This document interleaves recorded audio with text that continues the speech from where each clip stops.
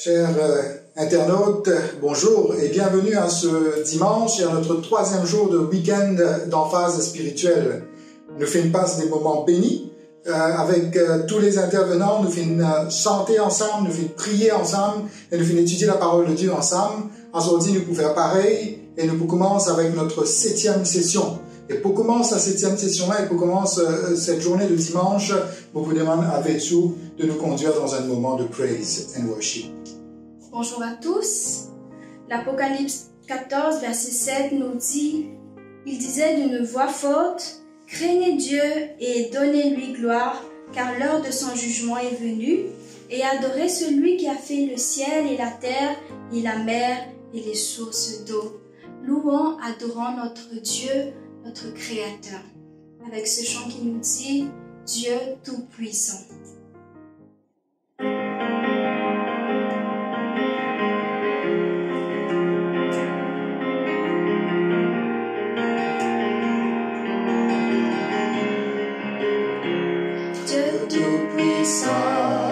Comme mon cœur considère tout l'univers créé par ton pouvoir, le ciel d'azur, les éclairs, le tonnerre, l'éclair matin, les ombres du soir, de tout mon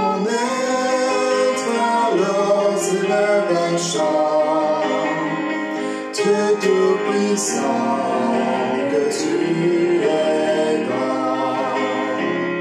De tout mon être, alors s'élève un chant, Dieu Tout-Puissant, que tu es grand. Quand par les bois,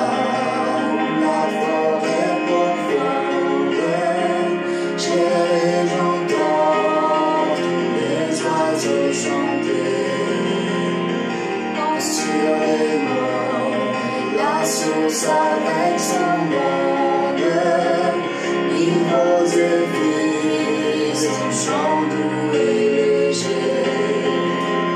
Mon cœur heureux s'écrie à chaque instant, ô Dieu d'amour, que tu es grand.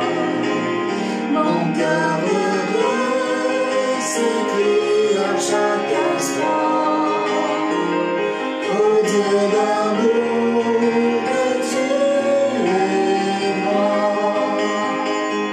Et quand je songe au sublime mystère, car Dieu si grand a pu penser à moi, que son cher Fils est devenu mon frère, et que je suis l'héritier du grand roi.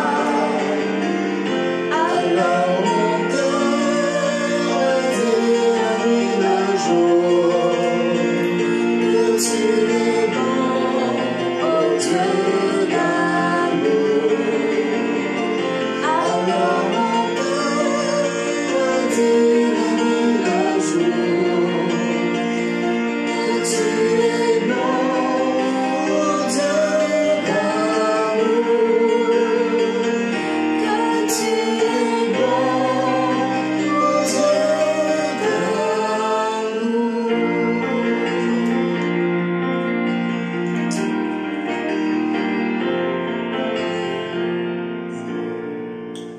Notre Dieu est grand, notre Dieu est tout-puissant et notre Dieu est amour. Amen. Il y a un verset dans Ézéchiel 36, verset 26 qui nous dit « Je vous donnerai un cœur nouveau et je mettrai en vous un esprit nouveau et j'ôterai de votre corps le cœur de pierre et je vous donnerai un cœur de chair. » Je vous invite à cliner votre tête et nous allons prier Dieu pour qu'il nous donne un cœur de chair à la place de notre cœur de pierre. Prions. Merci, Papa, que tu nous permets de venir avec toi à travers la prière. Quand nous voulons, tu es là, tu nous écoutes et nous pouvons venir, Seigneur, malgré nos indignités, malgré nos faiblesses et malgré nos péchés. Pardonne-nous, Seigneur, pour tous nos péchés, pour tous nos manquements. Purifie notre cœur, Seigneur, purifie notre pensée, purifie notre vie. Et je te demande spécialement, Seigneur, change notre cœur. Change, Seigneur, notre cœur si dur en cœur de chair, comme tu nous l'as promis dans ta parole. Nous avons foi dans toutes tes promesses. Nous te faisons cette prière dans le nom de Jésus. Amen. Amen. Pour continuer notre moment de louange, faisons ce chant, change mon cœur, Seigneur, en guise de prière. Change mon cœur, Seigneur, et purifie-moi. Change mon cœur, Seigneur, que je sois comme toi.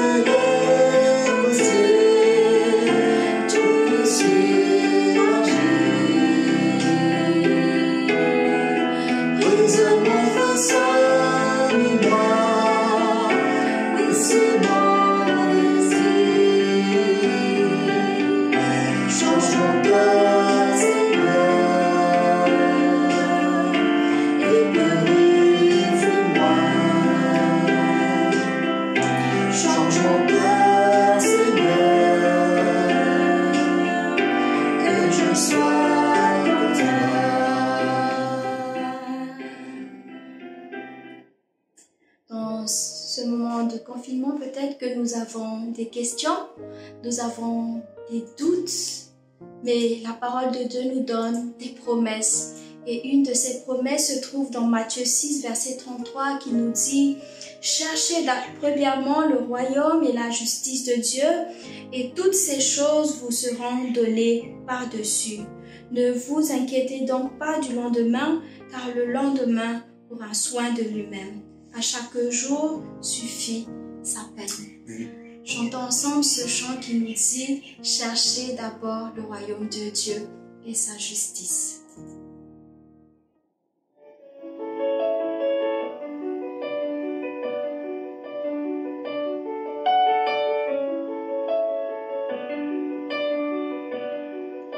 Cherchez d'abord le royaume de Dieu et sa justice. Et toutes choses vous seront données en plus. Alléluia, alléluia.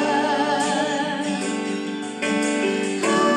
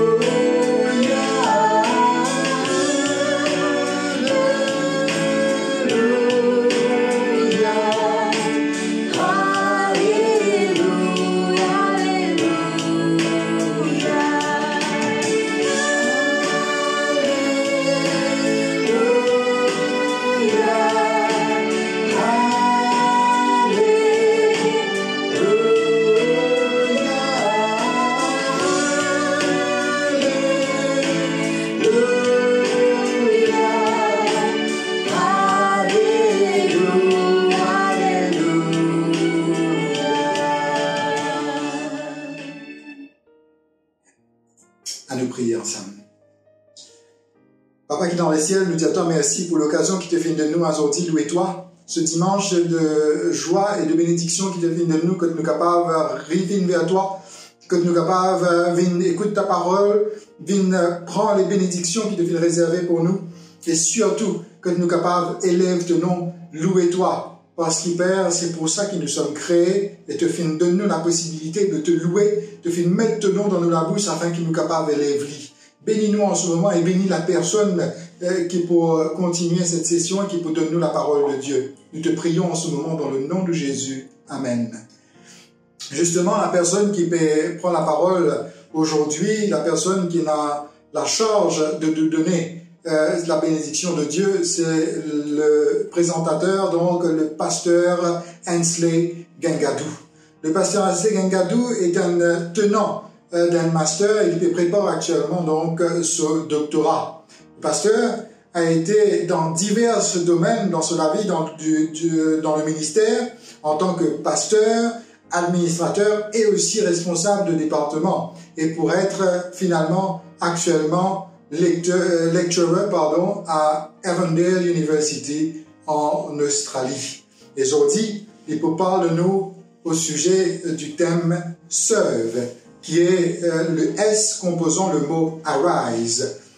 Nous finissons depuis tout ce temps abide, receive, inspire, et aujourd'hui nous pouvons serve dans le mot arise. Bonne lecture de la parole et bon dimanche à tous, par la grâce de notre Seigneur. Amen. Chers frères et sœurs, bonjour. Nous sommes aujourd'hui dimanche et depuis vendredi, nous avons l'occasion d'entendre plusieurs prédicateurs qui font une cause sur nous, sur l'acronyme ARISE. A-R-I-S-E. Et Abide, le pasteur Wesley, fait une cause sur le fait que nous devons demeurer en Dieu. Le samedi matin, le pasteur Mervyn fait une cause du fait que nous devons recevoir. Le pasteur Aniel fait une parole de nous inspirer, nous devons être inspirés. Et aujourd'hui, ce matin, le dimanche matin, nous fait cause sur la lettre S qui veut dire send. À travers ce sermon, nous sommes contents qu'il nous regarde à travers le livre de Marc. Et dans le livre de Marc, nous pouvons regarder une instance que Jésus finit dans la barque. Il rentre dans un bateau. Laisse-moi commencer à partir du commencement. Au commencement, dans Marc chapitre 1er, le verset 1, il dit à nous que c'est le commencement de l'évangile de Jésus-Christ. Le mot évangile est un mot assez courant pour nous tous aujourd'hui. Nous parlons de l'évangile de Matthieu, l'évangile de Marc, l'évangile de Luc et l'évangile de Jean. Bien souvent, le mot évangile est aussi utilisé pour décrire la prédication de la parole. Nous croire dans l'évangile, nous croire dans le message de Jésus. Mais au 1er siècle, le mot évangile tient un mot assez rare. Au fait, c'est un mot qui est sorti de la guerre, c'est un mot qui est sorti de la bataille. Pendant la guerre, au 1er siècle, nous ne pouvons pas vivre à l'époque que nous pouvons vivre actuellement, que nous avons une information immédiatement. Aujourd'hui, si nous envie de connaître combien de personnes sont mortes avec COVID-19 en Amérique, on est là pour regarder l'Internet et comme ça nouvelle là. Mais à l'époque, pas capable tant cette nouvelle là.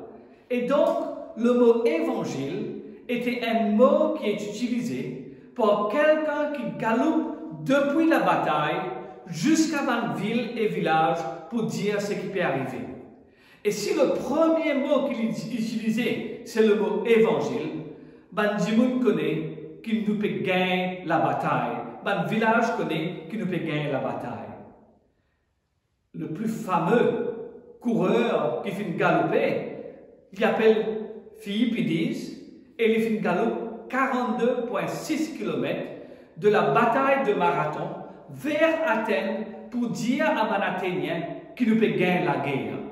Effectivement, il est important pour lui dire ça, parce que à la bataille de Marathon, les Grecs tiennent en petit nombre et les Perses tiennent en grand nombre. Il y a 10 000 Grecs contre 300 000 Perses. Et là, dans la baie de Marathon, les Grecs récitaient une victoire. Et donc, Philippe dit, Galoup depuis la baie de Marathon, vient en Athènes pour annoncer sa bonne nouvelle-là, pour dire que les Grecs gagnent la victoire. De cette même manière, l'évangile de Marc, dans sa première phrase, envie de faire nous connaître que la victoire est assurée pour tous ceux qui sont en Jésus-Christ. Il a envie de faire nous connaître que la victoire est assurée pour tous ceux qui croient en Jésus-Christ. Et c'est pourquoi, pas comme Marc, ni comme Matthieu, pas comme Luc, pardon, ni comme Matthieu, il dit à nous que c'est le commencement de l'évangile. Il fait nous comprendre que la victoire est assurée si nous sommes en Jésus-Christ. Comme on se connaît, dans chaque bataille, une affaire importante joue un grand rôle. C'est le navire. Depuis 1100 avant Jésus-Christ, il y a un navire qui fait une bataille navale. Ça fait durer jusqu'à aujourd'hui. Tous les pays du monde, il y a un bateau de guerre. Marc peine un bateau de guerre parce que Jésus est autour du lac de Galilée. Mais Marc parle de la barque dans laquelle Jésus est. Et à chaque fois que Marc parle de la barque dans laquelle Jésus est, nous avons l'impression qu'il peut donner un récit, comme un récit de une bataille navale. Parce qu'à chaque fois que Marc raconte que Jésus rentre dans un bateau, il a d'endroit en endroit pour avoir la victoire. Comment je te connais? En 2018, j'ai eu l'occasion avec plusieurs Mauriciens de partir en Israël. Et là, avec mes camarades tels que Lewis et Pat, tels que Huguette et Roselyne, nous faisons récit rentre d'un bar et aller sur le lac de Galilée. C'est une expérience formidable. Et là, sur le lac de Galilée, nous avons l'occasion de chanter l'hymne national mauricien. Lorsqu'il est sur le lac de Galilée, nous regardons un peu aux alentours et nous regardons dans différentes places que Jésus finit allé. Et à chaque fois qu'il me regarde sur une place là, me dit là, Jésus remporte une victoire. La barque qui Marc peut causer, il n'est pas une grande barque. En 1986, il y a des amateurs archéologues qui peuvent rôder un peu d'artefacts archéologues et ils arrivent au lac de Galilée. Et là, dans le lac de Galilée, je trouve une barque. Immédiatement, je t'appelle un archéologue israélien, et c'est un archéologue israélien arrivé, et je dis que sa barque qu'ils ont découvert là, ce date, c'est entre 100 avant Jésus-Christ et 200 avant Jésus-Christ. Et on a ici un petit exemplaire que l'on a acheté en Galilée de sa barque là. Il n'est pas une grande barque, il y a à peu près 27 mètres de long et 7 mètres de large. Il y a une barque qui est capable de prendre seulement à peu près 15 personnes. Il n'est pas grand. Mais dans ce type de barque-là, ce type de bateau-là, Jésus fait entrer, fait aller d'endroit en endroit et fait remporte la victoire. Première place que Jésus allait, se trouve dans Marc chapitre 1er, le verset 19. Dans Marc chapitre 1er, le verset 19, nous trouvons les premiers disciples qui peut travailler dans une barque. Et là, ces premiers disciples-là sont appelés par Jésus. Et aussitôt qu'ils sont appelés, la Bible dit, Marc dit, immédiatement quand ils sont appelés, ils quittent cette barque et à ce moment-là, ils allent vers Jésus. Je connais quand on regarde ça, on réalise quelque chose d'important. C'est que l'appel de Jésus est irrésistible. Voilà 4 personnes qui se travaillent, je suis un pêcheur. Et d'être des pêcheurs, je vis un pêcheur d'hommes avec Jésus. Jésus marchait, Jésus appelle eux, et quand Jésus appelle eux, je quitte tout ce que j'étais là, je peux suivre Jésus. Bien souvent, on me pose la question, pourquoi je quitte tout ce que j'étais là? Je travaille, je quitte le papa, et je suis Jésus. M'arrive à comprendre qu'ils ont quitté tout cela parce que l'appel de Jésus pour eux était comme un rêve devenu réalité. Laisse-moi raconter mon propre témoignage. À l'âge de 16 ans, je me suis apprendre. Et la seule chose qui me tient envie de venir, me tient envie d'apprendre les mathématiques. Je suis bien content d'apprendre les mathématiques. Au fait, il y a des affaires que je suis bien content quand je suis à 16 ans. Je suis content de football et je suis content de mathématiques. Football parce que depuis l'âge de 10 ans, mon papa amène moi au stade Joel 5 pour regarder le football. Et je suis bien content de football. Et si quelqu'un se dit à moi, je suis content de jouer football pour une grande équipe, ce serait un rêve devenu réalité pour moi. Ou si un autre du monde dit, comme ça, je suis content de devenir un professeur en mathématiques, ça serait un rêve devenu réalité pour moi. Mais à l'âge de 16 ans, mon tonton, qui est décédé maintenant, c'était mieux, envoie-moi une lettre et dis-moi, est-ce que tu aurais souhaité devenir pasteur?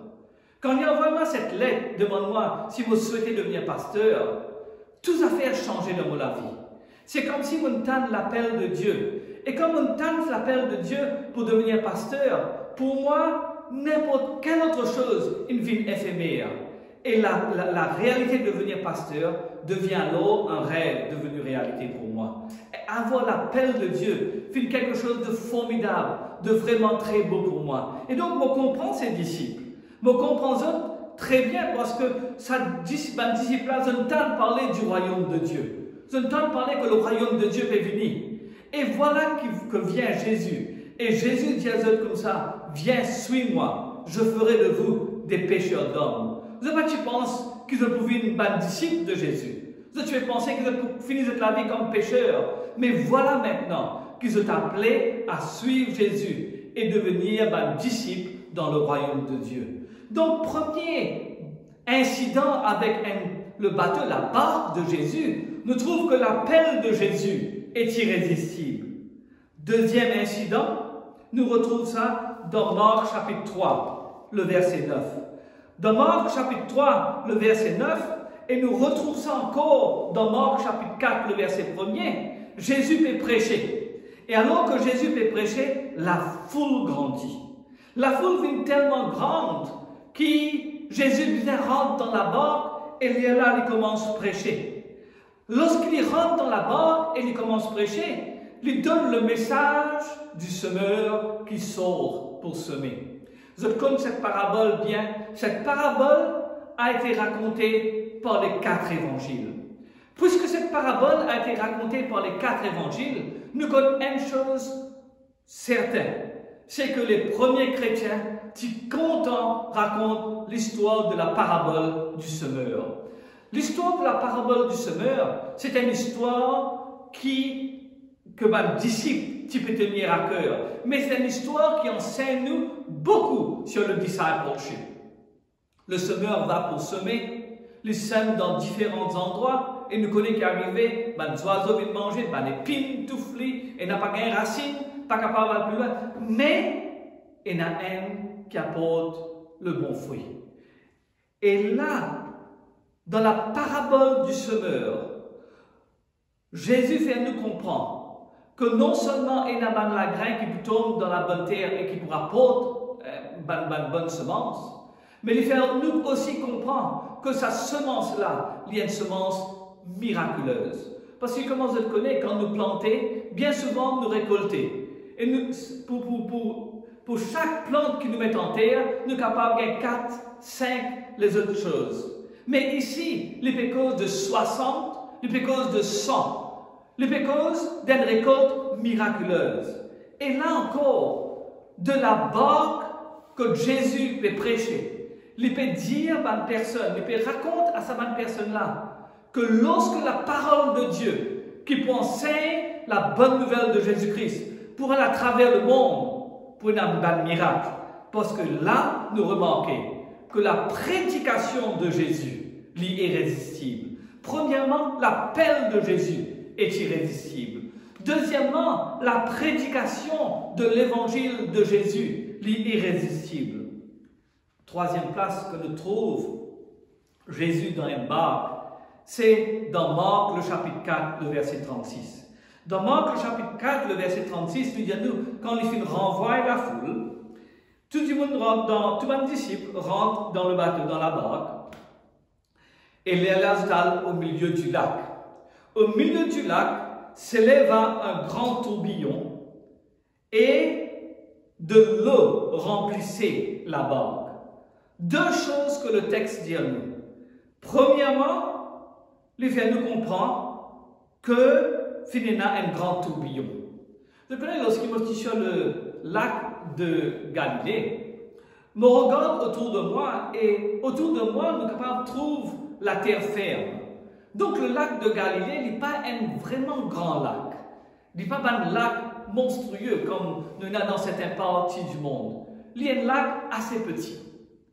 Et au milieu de ce lac-là, un disciple pris dans un tourbillon, pas capable de ramer pour aller jusqu'à sur terre. Deuxième chose qu'il dit à nous, c'est que à cause de ce tourbillon-là, de l'eau est remplie dans la barque. Et alors que l'eau est remplie et que le disciple peut lutter contre le vent, Jésus peut dormir. Bien souvent, le sommeil dans la Bible veut dire la foi. Le sommeil dans la Bible, bien souvent, est équivalent à la foi. Jésus peut dormir dans la tempête. Est une démonstration de sa foi. Un disciple qui peut paniquer est une démonstration de leur manque de foi. Mais Jésus se lève et il demande à la tempête d'être silencieuse. Il arrête sa tourbillon-là. Deuxièmement, il dit à la vague de se taire et donc il arrête la vague. Deux miracles qu'il fait là. Premièrement, il arrête la tempête et deuxièmement, il arrête la vague. Si dans la première instance, nous trouvons que l'appel de Jésus est irrésistible. Si dans la deuxième instance, nous trouvons que la prédication de Jésus est irrésistible, ici nous remarquons que la puissance de Jésus est irrésistible. Prochaine fois qu'il nous retrouve Jésus dans la barque, c'est dans Marc, le chapitre 5. Et là, nous trouvons deux histoires très tragiques. Premièrement, une madame qui s'est perdue du sang pendant 12 ans. Deuxièmement, la fille de Jairus qui va mourir. Marc donne-nous deux détails importants avec sa madame-là. Premier détail, c'est que pendant 12 ans, il a souffert. 12 ans, ce n'est pas une année. 12 ans, c'est bien long. Mais pendant 12 ans, il peut souffrir. Deuxième détail qu'il dit à nous, c'est qu'il a souffert avec plusieurs docteurs. Il a fait beaucoup de choses. Et non, il n'a pas fait de réussite. Il a souffert, il a appauvri, il n'est plus un ami. Il vient vers Jésus. Et alors qu'il vient vers Jésus, la parole de Dieu dit à nous qu'il y a une grande foule qui empêche lui d'aller vers Jésus. Mais alors qu'il fait une grande foule qui empêche lui d'aller vers Jésus, la femme récite touche le manteau de Jésus. Et alors qu'il touche le manteau de Jésus, il guérit. La même chose se passe avec la fille de Jairus. Jésus ressuscite la fille de Jairus. Et donc ici, dans cet épisode-là, nous trouvons que Jésus, comme étant quelqu'un qui donne la vie, est irrésistible. Ni une femme qui fait une malade pendant 12 ans. La maladie peut aller faire Jésus. La mort peut aller faire Jésus. La victoire de Jésus s'étend même sur la maladie et sur la mort. Donc Jésus, comme celui qui donne la vie, est irrésistible. Il est le Seigneur des maladies, il est le Seigneur de la mort. Prochaine fois qu'il nous retrouve, Jésus dans une barque, se trouve dans Marc le chapitre 6. Dans Marc le chapitre 6 jusqu'au chapitre 8, nous trouvons une concentration de Jésus dans la barque. Parce que 17 fois Marc parle de Jésus dans la barque. Dans Marc le chapitre 6, il nous parle de Jésus qui va multiplier le pain. 2 fois nous retrouvons ce miracle-là dans Marc. 2 fois Jésus se trouve dans une barque.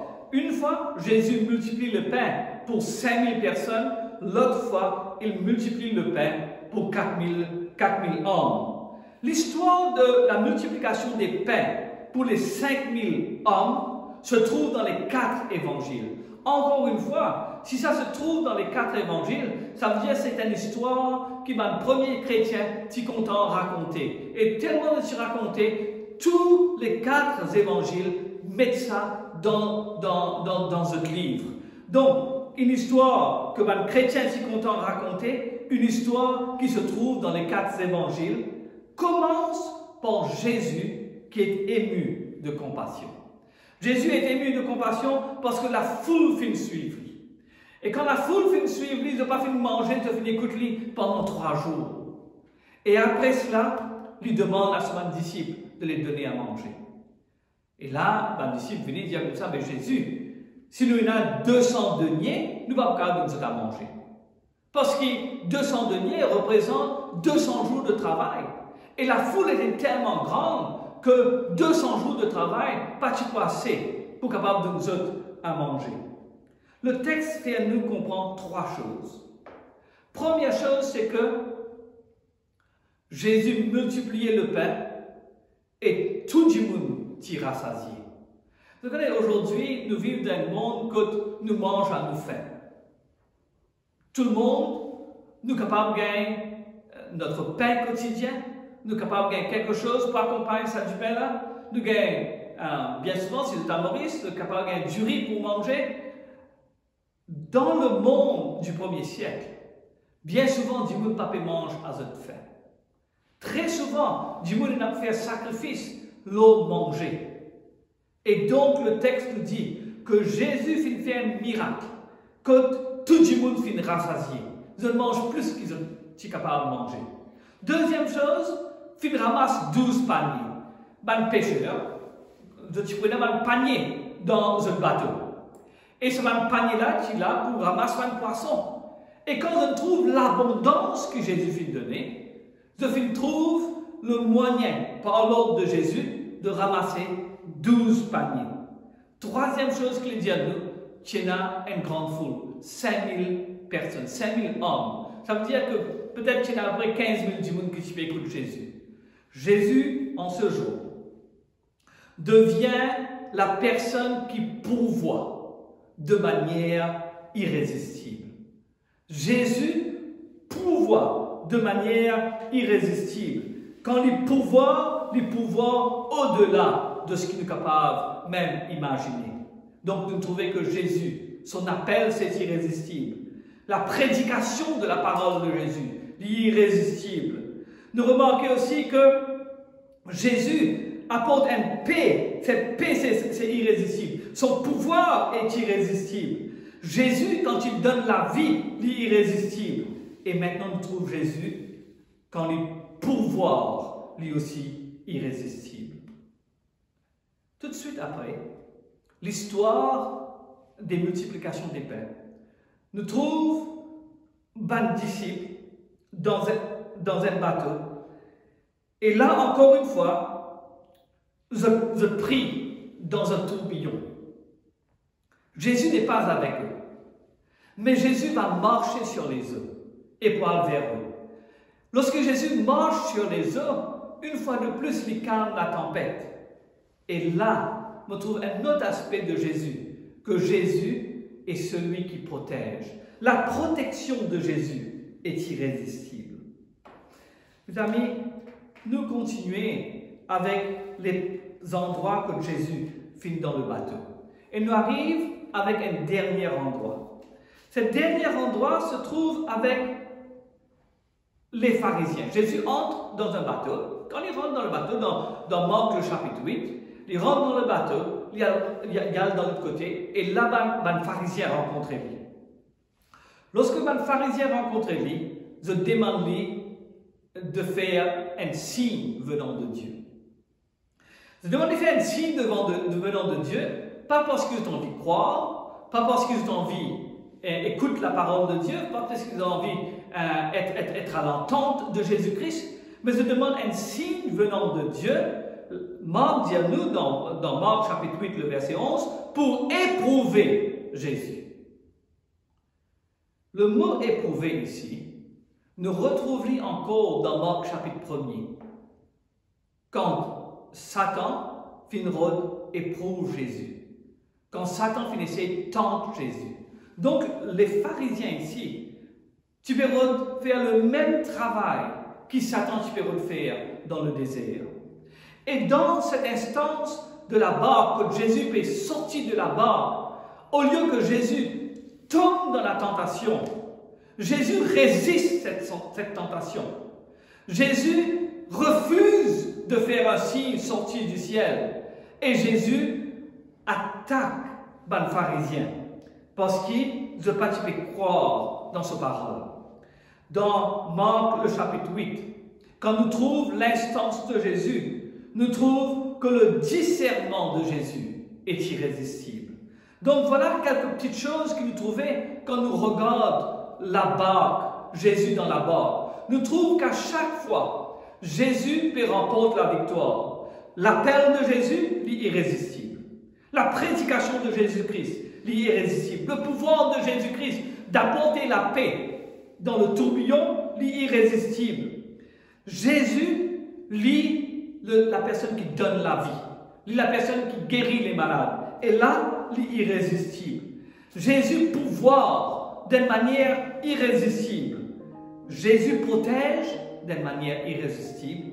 Et Jésus a un discernement irrésistible. Marc, dans son évangile, amène-nous de lieu en lieu pour faire nous comprendre que la victoire appartient à Jésus. Il fait nous comprendre la chose qu'il est dit à nous dans Marc chapitre 1er, verset 1er, qu'il est pour cause de l'évangile, de la victoire de Jésus-Christ sur toutes les instances du diable. La chose intéressante dans Marc, c'est que dans Marc, seulement les disciples de Jésus-Christ se trouvent dans la barque. La foule ne se trouve pas dans la barque. L'opposant de Jésus ne se trouve pas dans la barque. Seuls les disciples de Jésus-Christ se trouvent dans la barque. Et alors qu'ils se trouvent dans la barque, ils partent de lieu en lieu et remportent la victoire. Alors que nous, dans cette semaine de réveil, alors que nous finissons différents prédicateurs, invite-nous à nous réveiller. Moi invite eux à partir avec Jésus-Christ. Entrez dans la barque, partez de lieu en lieu, allez faire l'expérience de la victoire de Jésus-Christ, parce que Jésus-Christ est irrésistible. Quand vous allez avec Jésus de lieu en lieu, vous pourrez remarquer que la prédication de Jésus est irrésistible. L'évangile est irrésistible. L'évangile fait les personnes les plus dures être attendries. Quand je parle de lieu en lieu, avec la puissance de Jésus-Christ, vous pourrez remarquer que le pouvoir, la force de Jésus-Christ est irrésistible. Que Jésus-Christ lui apporte la paix au milieu de mon tourbillon. Quand je pourrai aller d'endroit en endroit avec Jésus-Christ, je peux remarquer que Jésus-Christ est le Seigneur de la maladie et de la mort. Le Seigneur de la maladie et de la mort, parce que Jésus, comme étant celui qui donne la vie, est irrésistible. Je peux remarquer que Jésus est la personne qui pourvoit de manière irrésistible. Donc, moi, j'invite à aller avec Jésus. Allez avec Jésus parce que la protection de Jésus est irrésistible. Allez avec Jésus parce que Jésus, quand il peut aller avec nous, il peut avoir un discernement. Arise, disciple. Arise, disciple, pour partir avec Jésus. Arise, disciple, parce que chaque fois, Jésus invite nous de partir de lieu en lieu pour avoir la victoire. Que Dieu nous bénisse, que Dieu nous aide, que Dieu soit avec nous et que nous puissions capables de prendre une décision pour aller de lieu en lieu. S'il y a un numéro qui apparaît sur l'écran, je vous demande de texter ce numéro-là pour dire à nos dirigeants de la fédération que nous sommes prêts, comme les disciples, de nous lever, d'aller avec Jésus de lieu en lieu pour remporter la victoire. Que Dieu nous aide. Amen.